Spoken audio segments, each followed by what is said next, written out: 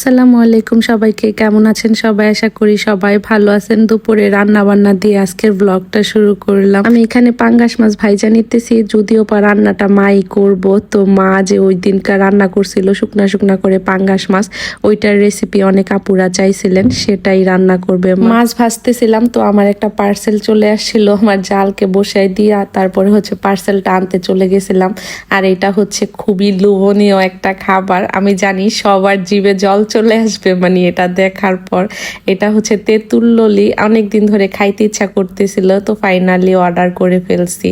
আর মাশাআল্লাহ দেখে এত বেশি ভালো লাগছিল, আমি তো খোলার পরে সাথে সাথে একটা নিয়ে মুখে দিয়ে দিছি। মানে এই খাবারগুলো এইরকমই, দেখলেই খাইতে ইচ্ছে করে, তাই না? আব্বা টক একদমই খাইতে পারে না, তেঁতুল শুইনা খাইতে চাইছিল না, পরে মুখে দেওয়ার পর আব্বার এত মজা লাগছে, একটা খাইয়া পরে আবার খাইছে। নাইল মুখে দেওয়ার পর বলতেছে বড় আম্মি অনেক মজা, এটা এমন একটা খাবার যে সবার অনেক বেশি পছন্দ হবে, মানে আমাদের তো অনেক ভালো লাগছে। আমি তেঁতুল ললিটা নিয়েছি সানজিদাস ড্রিমল্যান্ড ফেসবুক পেজ থেকে, তো আপনারাও চাইলে নিয়ে নিতে পারেন। এই তেঁতুল ললির নাম শুনলে অনেকে মনে করে যে অনেক প্রাইস মনে হয়, তবে আপুর পেজে একেবারে রিজনেবলের মধ্যে অনেক রকম আচার পেয়ে যাবেন। আর এই তেঁতুল ললিটাও এখানে আমি আপুর পেজের স্ক্রিনশট দিয়ে দিতেছি, ক্যাপশনে পেজটা মেনশন করে দিব।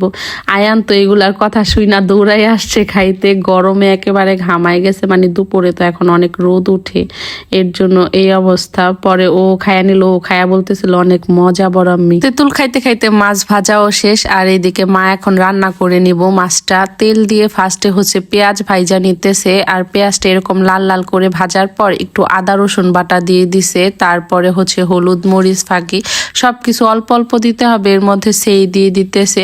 সেই দেওয়ার কারণে কিন্তু এই মাছের তরকারিটা অনেক বেশি ভালো লাগে। আমি জানি না পাঙ্গাস মাছ কে কিভাবে খায়, অনেকের অনেক পছন্দ, অনেকে আবার খাইতেই পারে না। আমাদের বাসায় আব্বা তো খাই না, আমারও তেমন একটা পছন্দ না, তবে এইভাবে রান্না করলে অনেক মজা লাগে। কষানোর সময় ডিম আর পুটকাটা দিয়ে দিল, এগুলা যেহেতু একটু সিদ্ধ হইতে দেরি লাগবো, তারপর অল্প একটু পানি দিয়ে দিছে, টমেটো দিয়ে দিল।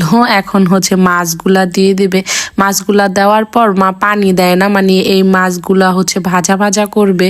আর মাছ তো এমনিতেও ভাজলেই খাওয়া যায়, তারপরে মশলার মধ্যে দিয়ে আর কি গড়াই টড়াই নেয়। তরকারিটা কিন্তু হয়ে গেছে, এখন মা নামাই নিব। কি সুন্দর হয়েছে না দেখতে, খাইতে অনেক মজা। ট্রাই করে দেখতে পারেন আপনারা, আশা করি ভালো লাগবে। যে আপুরা রেসিপি চাইছিলেন তারা জানাবেন কিন্তু কেমন লাগলো। এই মাছের ফাইনাল লুক, অনেক সুন্দর হয়েছে। তাই আবার এইদিকে বাজার পাঠাই দিছে, আটা রসুন, তারপরে ঝাড়ু দিছে। তেমন কিছু আজকে বাজার আনার ছিল না, তারপর আব্বা প্রতিদিনই বাজারে যায়, যেহেতু গেলেই টুকটাক এটা সেটা নিয়ে আসে আর কি। ভাজির জন্য আবার কহিও আনছিল, তো মা এখানে কারকল ভাজি করে নিছে, তারপরে পুঁই মুসরি রান্না করে নিছে, মানে পুঁইয়ের ডোগা আর কি, এটা শুটকি দিয়ে রান্না করছে।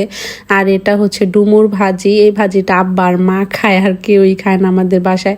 আব্বা পাঙ্গাস মাছ খায় না, তো এর জন্য আবার ডিম ভুনা করছে, যদিও বা একটা ডিম আব্বা খাবে, বাকি তিনটা যে কে খাবে জানি না, মানে বাচ্চারা যদি খাইতে চায় এর জন্য মা আর কি বাড়াই দিছে।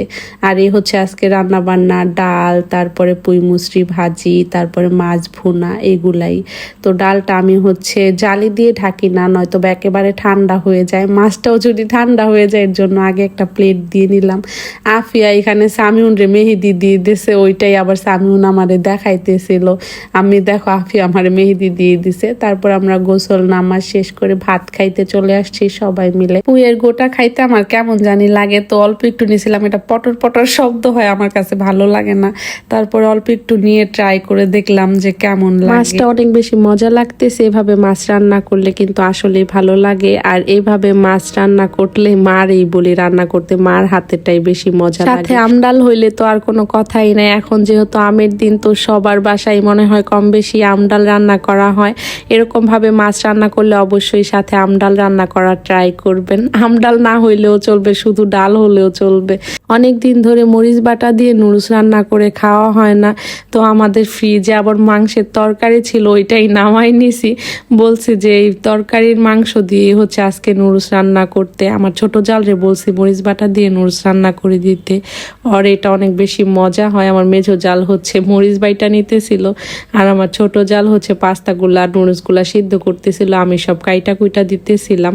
অনেক দিন হয়েছে মরিচ বাটা দিয়ে নুডলস খাওয়া হয় না আমাদের ভাকার মতো মতো এখন হচ্ছে মরিচ বাটা দিয়ে নুডলসটাও ভাইরাল হয়ে গেছে। অনেক আপুরা দেখি রান্না করেন, আবার আমাকে ছবি পাঠান, রিভিউ দেন, ভালো লাগে আমার কাছে আসলে সত্যি বলতে। এর আগে কিন্তু আমি রেসিপি দিছিলাম, আজকে আসলে ডিটেলে ভিডিও করা হয় নাই। আর রেসিপি দেওয়ার মতো কিছুই নাই, আপনি সব কিছু যখন ভাজবেন তখন হচ্ছে মরিচ বাটাগুলোও সাথে ভেজে ফেলবেন, মশলা টশলা দিয়ে আর কি কষায় নেবেন একসাথে, তারপরে নুডলস দিয়ে হচ্ছে নাইরা চাইরা নেবেন, তারপরে সয়া সস দিয়ে দিবেন, টমেটো সসও দিবেন, কিন্তু ওইটাও দিছিলাম তবে স্কিপ হয়ে গেছে। আমার ছোট জাল রে আজকে সব দায়িত্ব দিয়ে দিছি আমি, মানে ওরে বলছি আজকে বাইরে দিতে, সব সময় এই কাজটা আমিই করি, তবে আজকে ওরে বললাম যে তুমি যেহেতু রান্না করছো তাহলে তুমি সবার জন্য বেড়ে, ওর জন্য ওই আজকে বেড়ে দিছে। আবার লেবু কাইটা নিছিল, সাথে টমেটো কাইটা নিছিল। টমেটো লেবু দিয়া খাইতে কিন্তু মজা লাগে, টমেটো দিয়ে যদিও আগে খাই নাই, তবে আজকেই ফার্স্ট খাইলাম। ও বলতেছিল ভাবি খায়া দেখেন মজা লাগবে, আসলেই মজা লাগছে। তো আজ এ পর্যন্তই, কথা হবে অন্য কোনো ভিডিওতে। সবাই ভালো থাকবেন, আল্লাহ হাফেজ, আসসালামু আলাইকুম।